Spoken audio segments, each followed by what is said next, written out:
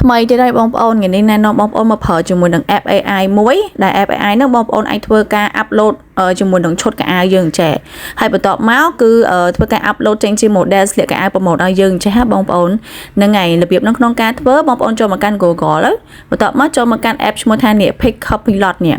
បន្ទាប់ពីចូលមកកាន់កន្លែង app ឈ្មោះហ្នឹងហើយបងប្អូនមកដល់នេះបងប្អូនធ្វើការ scroll ចុះមកខាងក្រោមដើម្បីទៅស្វែងរកពាក្យ fashion reel នេះបងប្អូននេះឃើញទេ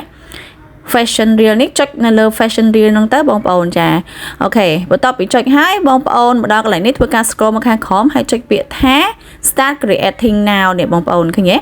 ចុចទៅលើការ start creating now ហ្នឹងទៅវានឹងចូលមកកាន់ page កន្លែងនេះឲ្យបងប្អូន upload ជាមួយនឹងរូបថតចូលអញ្ចឹងកន្លែងហ្នឹងបងប្អូនធ្វើការ upload កៅអៅរបស់យើងមកកា play មកនេះ upload ជាកៅអៅបែបនេះធម្មតាអញ្ចឹងមកឃើញទេហើយ confirm upload មកបន្តមកទៀតមកដល់កន្លែងនេះគេនឹងឲ្យយើង select ជាមួយនឹង model ហើយនិយាយទៅ model គឺមានច្រើន option ណាដូចជា10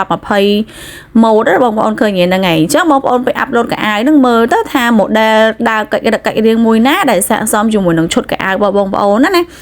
អញ្ចឹងមើលតាមនឹងបាននិយាយទៅគេឲ្យជំនួយយើងច្រើនអញ្ចឹងសម្រាប់ខ្ញុំ select យកនារីពាក់អាវប៉បកាឈុកនេះហ្នឹងហើយអូខេបន្ទាប់ពី select ហើយចុចពាក្យ create now ហ្នឹងទៅបងប្អូនតែប៉ុណ្្នឹងហើយបន្ទាប់មកបងប្អូនធ្វើការរងចាំវា generate តិចទៅប្រហែលជា5នាទី10នាទីអីទេនឹងទទួលបានវីដេអូបែបនេះឲ្យបងប្អូននេះឃើញទេគឺថាមានតួតារា model ស្លៀកជាមួយនឹងឈុតកៅអៅរបស់យើង